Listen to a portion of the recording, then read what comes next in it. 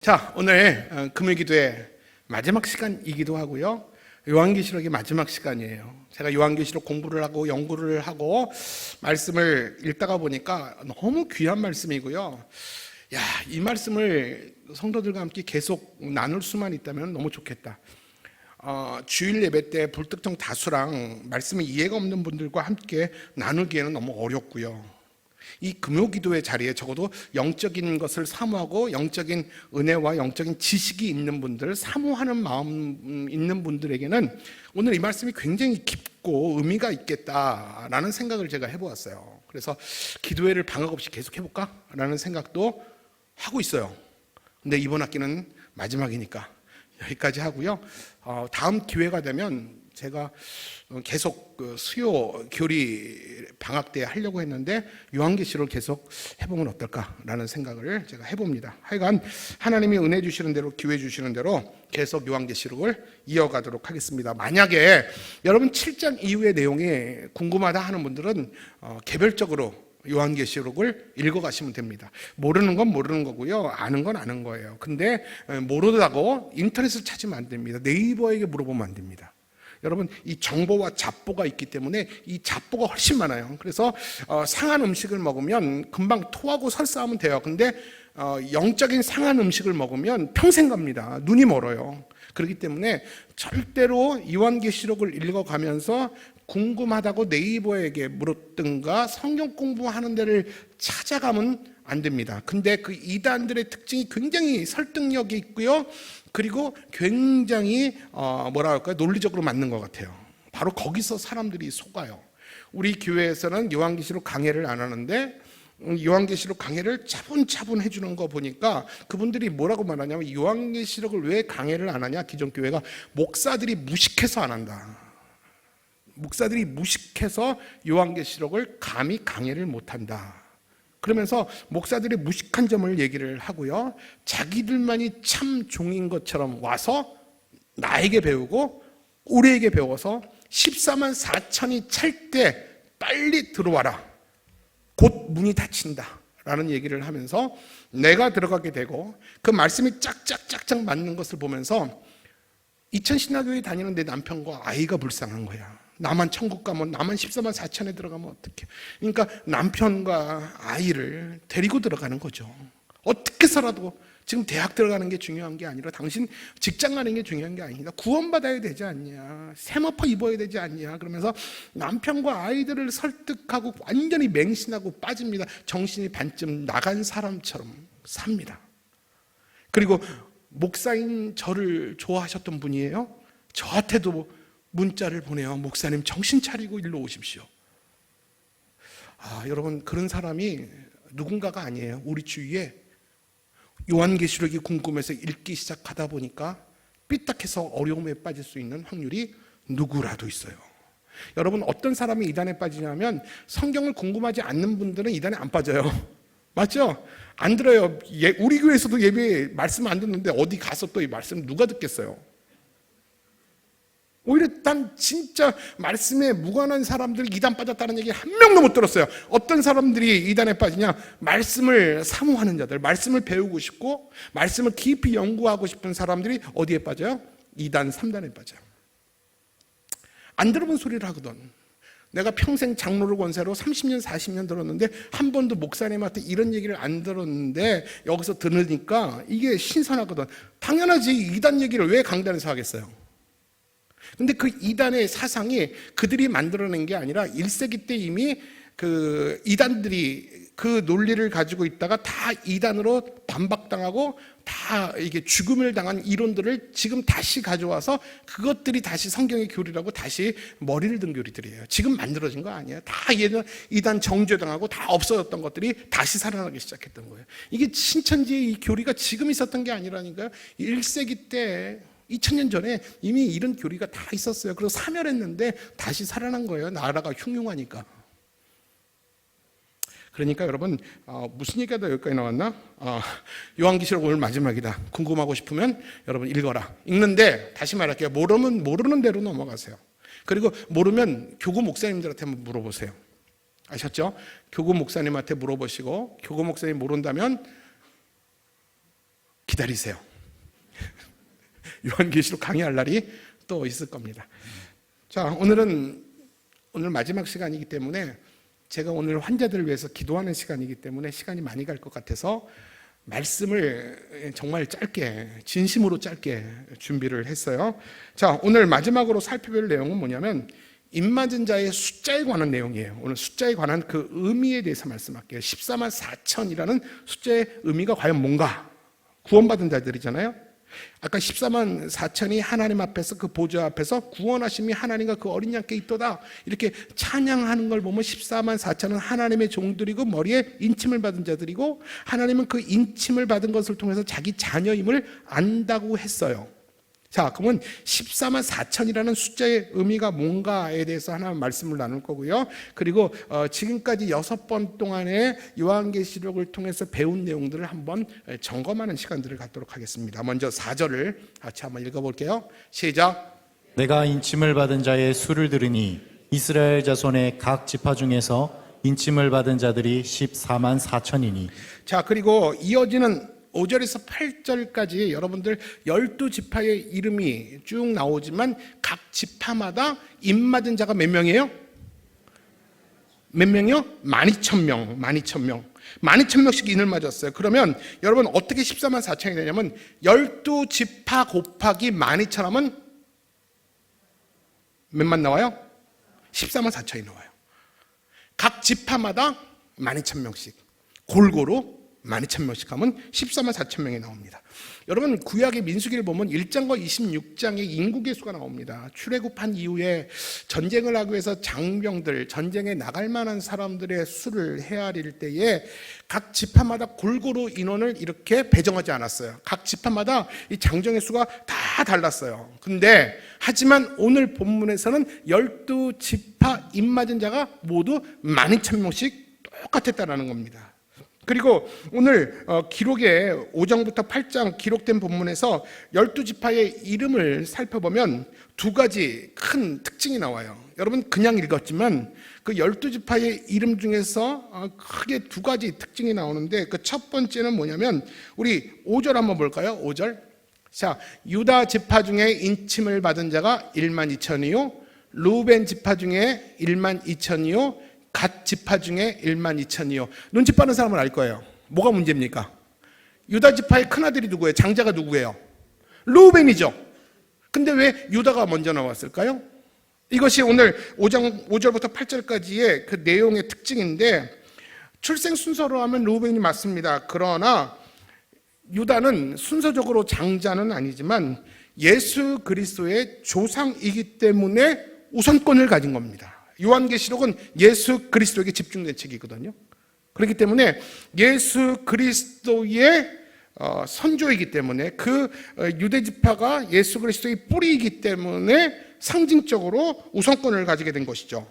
여러분 앞선 5장에서 예수 그리스도를 어떻게 묘사합니까? 5장 5절에 보니까 유다지파의 사자 또 다윗의 뿌리 라고 얘기를 했어요. 그리고 22장 16절 한번 볼래요? 요한계시록 한번 찾아보세요. 예수님이 자신을 향해서 뭐라고 말했는지 마지막 장 22장 16절 화면에 없을 거예요. 16절. 자 마지막에 같이 이렇게 나는부터 시작. 나는 다윗의 뿌리요 자손이니 아멘. 나는 다윗의 뿌리요 자손이 예수님 스스로 나는 다윗의 뿌리고 나는 다윗의 자손이다 라고 이야기를 하게 됩니다.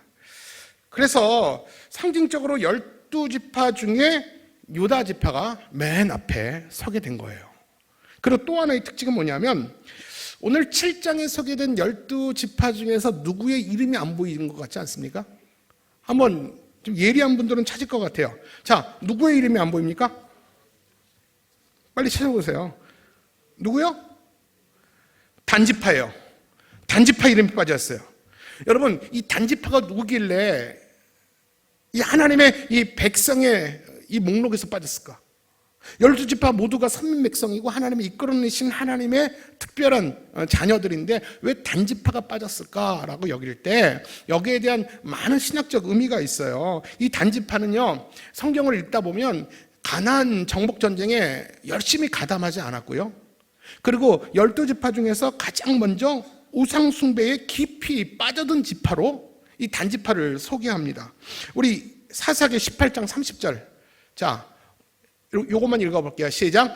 단 자손이 자기들을 위하여 그 새긴 신상을 세웠고, 단지파는요 자신들을 위해서 보이지 않는 하나님이 아니라 보이는 신을 세워놓고 그 보이는 신이 우리들을 지킬 거라고 믿었어요. 하나님이 그것을 다 여겨보신 거예요. 여러분, 그 외경이라는 책이 있는데, 외경에 단의 유언이라는 책이 있습니다. 그 책에 어떤 내용이냐면 단지파의 왕은 사탄이다 라고 적혀 있었고요. 그리고 초대교회 교부였던 에레네우스라는 사람은 이 요한계시록 7장에서 단지파의 이름이 빠져 있는 이유는 단 한 가지다. 그 지파 안에 적그리스도가 나타날 것이라는 전승 때문에 바로 이 구원의 목록에서 구원의 이름 가운데 단지파는 빠지게 된 것이다. 다시 말은 하나님께 선택받지 못한 민족이 단지파다라는 것을 이야기를 하는 것입니다. 여러분, 이유가 어찌됐든 단지파가 하나님의 구원 백성의 이름이 빠진 것은 굉장히 불명예스러운 일이죠. 그러나 우리가 오늘 14만 4천 우리가 다시 한번 정리하면서 기억해야 될 것은, 여러분 12지파가 언급됐다고 해서 육체적 이스라엘 지파, 지금 이스라엘에 사는 그 12지파의 자손들만 정말 12,000명씩 정말 구원받는가? 라는 질문을 하는데 아닙니다. 세대주의를 따르는 학자들은 진짜 육체적 이스라엘 사람들, 혈통적 이스라엘 사람들 14만 4천이 우린 이방인들이니까 우리는 말고 실제로 혈통적 이스라엘 사람들만 14만 4천이 구원받을 것이다 라고 말하는 세대주의자들이 있어요. 근데 이거는 아닙니다. 그리고 또 뭐가 있냐면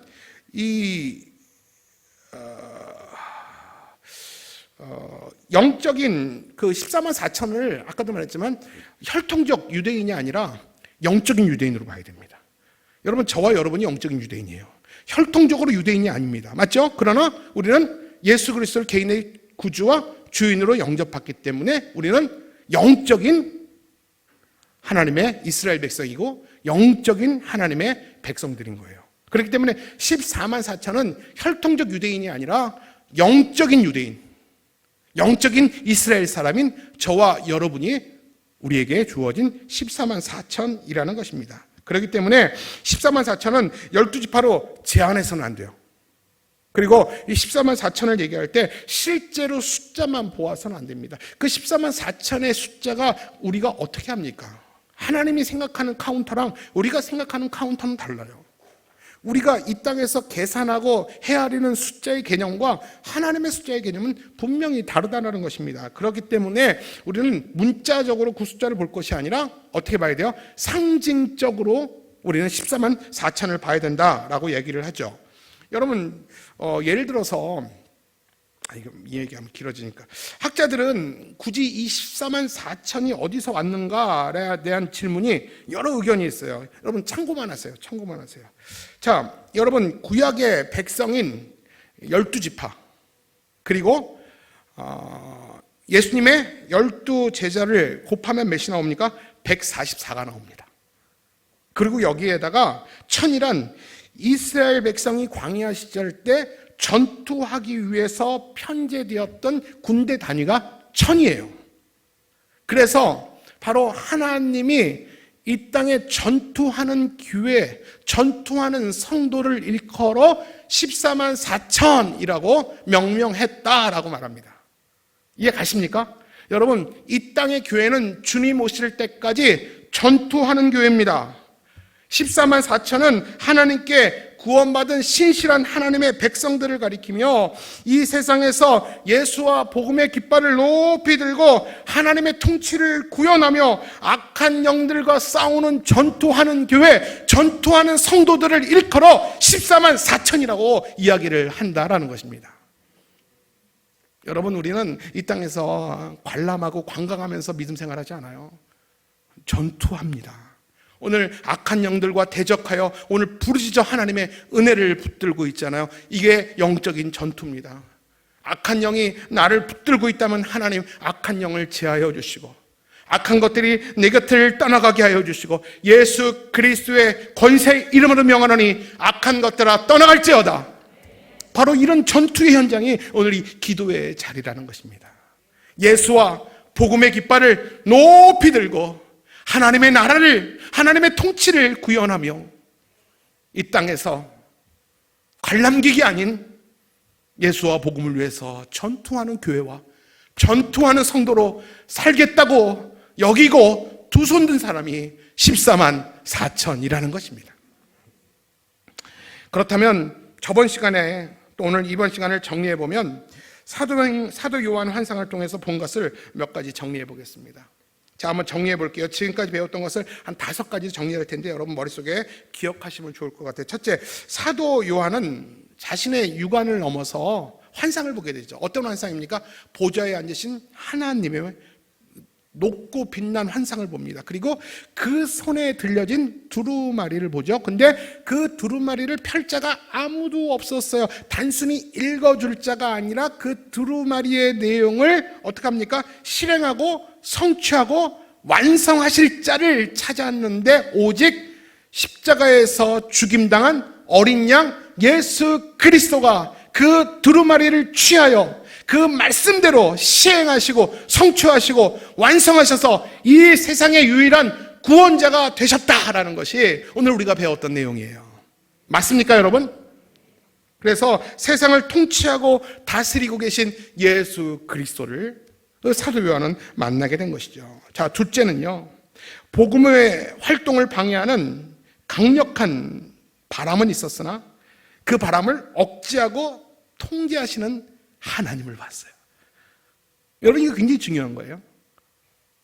세상을 억압하고 복음을 방해하는 악한 바람도 보았지만 그 악한 바람을 억제하고 통제하시는 하나님의 능력도 보았다라는 것입니다.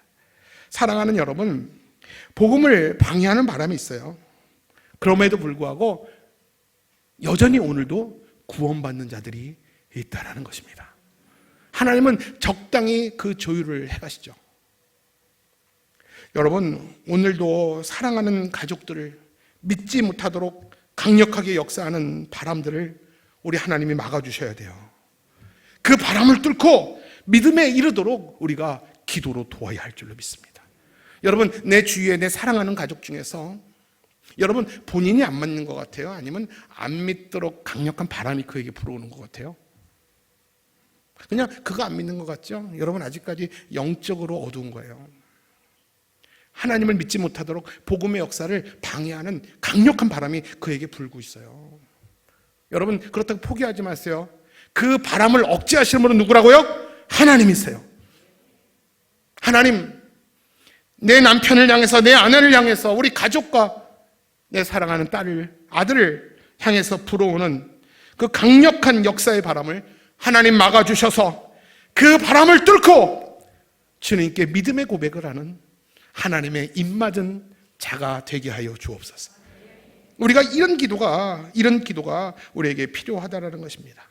세 번째는 뭐냐면요, 하나님께서는요 시험 받을 때 감당할 만한 시험만 주시고 환난의 바람을 주시더라도 믿는 자가 견딜 수 있을 만큼만 환난을 주신다라는 점을 우리는 기억해야 돼요. 여러분, 오늘의 어려움을 당하면 평생 갈 것 같죠? 내가 이러다 죽을 것만 같죠? 근데 그렇지 않아요. 우리의 믿음이 여지없이 드러나는 자리예요. 여러분, 하나님 우리에게 시험과 환난을 줄 때 감당치 못할 시험 주지 않아요. 이길 만하니까. 이 어려움 속에서 언제 이 어려움이 빨리 끝난다고요? 깨달으면 빨리 끝나요. 못 깨달으면 깨달을 때까지 길어져요. 제가 다시 말합니다. 여러분, 오늘도 고통이 길어집니까? 이 고통이 우연입니까? 만약에 여러분 이게 내 잘못으로 고통이 왔다면 내가 잘못을 회개하면 돼요. 돌이키면 돼요. 다시 안 먹으면 돼요. 근데 원인 없이 내게 고통이 왔다면 원인 없이 올 수는 없어요. 왜 내게 왔는지 하나님의 그 의도를 깨달아야 돼요. 그리고 빨리 돌아서야 돼요. 그러면 이 고통의 바람이 당장 멈추게 될 줄로 믿습니다. 넷째는요, 환난의 바람도 무섭지만 요즘은 유혹의 바람이 더 무서워요. 여러분, 이거 정말이에요. 옛날에 우리 믿음의 조상들은요, 예수를 믿기 때문에 억압하고 감옥에 가두고, 정말 예수 선택할래, 성경에 침 뱉고 죽을래, 아니면 십자가 부인하고 나가서 살래. 여러분, 우리는 그런 이야기, 주기철 목사님, 손영환 목사님 얘기 많이 들었죠. 이제는 믿음의 사람들은 그런 어려움들에 있어서는요, 담대해졌어요. 요즘에 어떤 바람이 무서운지 알아요? 유혹의 바람이에요. 살랑살랑 봄바람. 봄바람이 불면요, 사람들이 긴장하지 않아요. 위협감을 느끼지 않아요. 긴장감이 다 풀리게 되어 있어요. 여러분, 세속주의, 쾌락주의, 배금주의, 특히 동성애, 마약, 물결이 너무 강해요. 여러분, 우리 부모 세대는 별로 못 느끼죠. 근데 우리 아이들이 살아갈 세대는요, 또 하나의 트렌드가 될 거예요. 정말 우리 아이들이 정신 차리지 않고 하나님 앞에 다니엘처럼 뜻을 정하지 않으면 정말 생활화될 것 같아요. 저는 동성애자들이 결혼 주례한다고 찾아오기 전에 빨리 은퇴하고 싶어요. 난 그 꼴 못 보겠어요. 그 꼴. 빨리 전화 받으세요. 여러분, 우리 자녀들을 침몰시킬 수 있는 강력한 독소들이 우리 안에 있어요. 근데 거친 풍랑과 쓰나미처럼 오면요, 오히려 우리가 단결을 한다니까요. 여러분, 공동체를 무너뜨리는 것도요, 외압이 오면 우리는 똘똘 뭉쳐져요. 오히려 외압을 이길 수 있어요. 근데 진짜 공동체를 와해시키는 건 내부 분열이 있거든요. 바로 지금은 이 강력한 바람이 무너뜨리는 바람이 아니에요. 우리 안에서 부패하고 썩게 하는 바람이에요. 보암직도 하고 먹음직도스러운 이런 쾌락주의, 세속주의, 배금주의, 이런 세상의 어떤 매력적인 것들이 우리 안에 들어와서 우리의 내면과 영성을 파멸시켜 간다는 거예요. 그래서 우리는 점차 거기에 물들어요. 이게 무서운 바람이에요. 우리가 영적으로 깨어야 돼요. 우리 자녀들을 위해서 여러분, 아침마다 아이들의 이름을 불러가면서 우리 아이들 지켜달라고 기도해야 돼요. 그렇지 않으면 내 아이는 안 그럴 것 같다고요. 여러분, 그게 꼭 무슨 말이냐면 내 개는 안 물어요. 그렇지만 물잖아요. 똑같은 것 같아요. 제가 볼 때 우리 애는 안 그래요. 얼마나 착한 애인데요.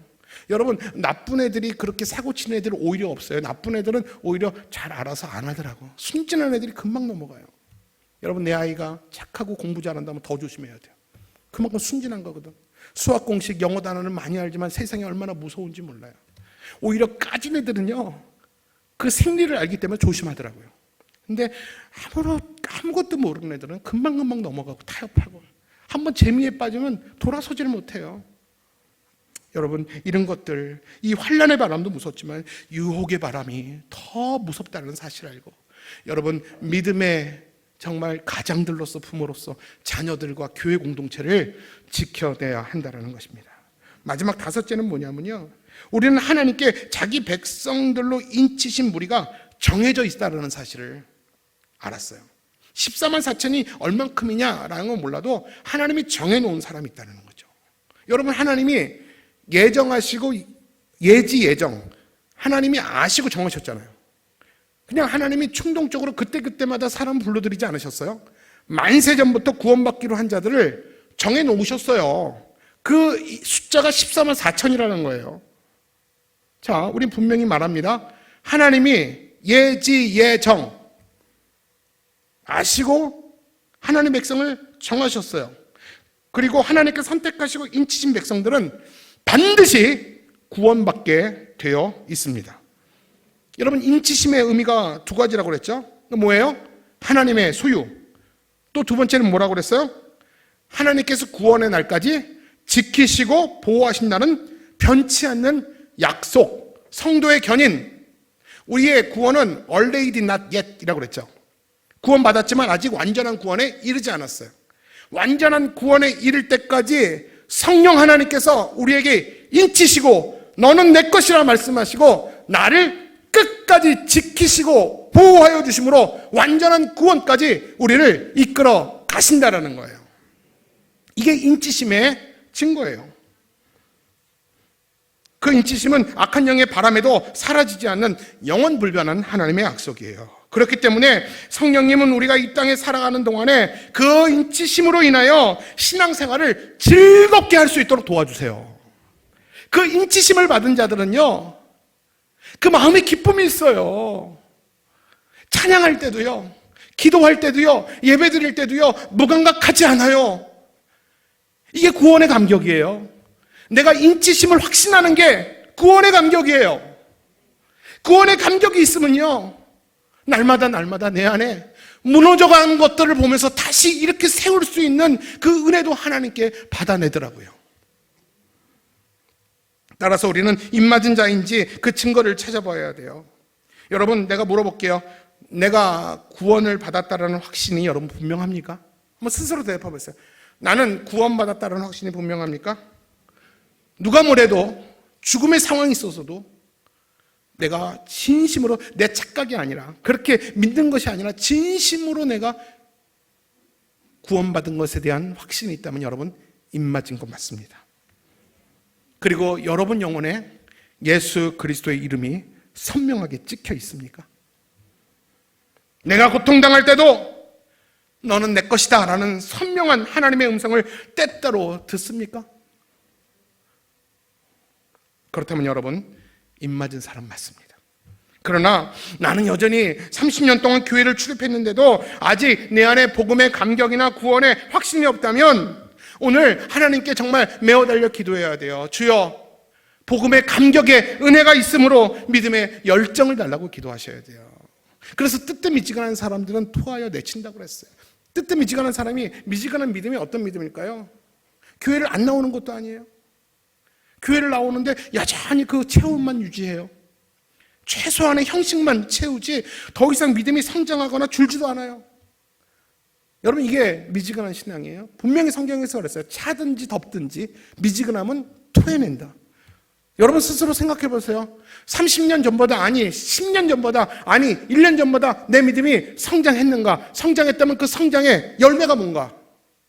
구체적으로 얘기해 보세요. 내가 뭐가 변했나?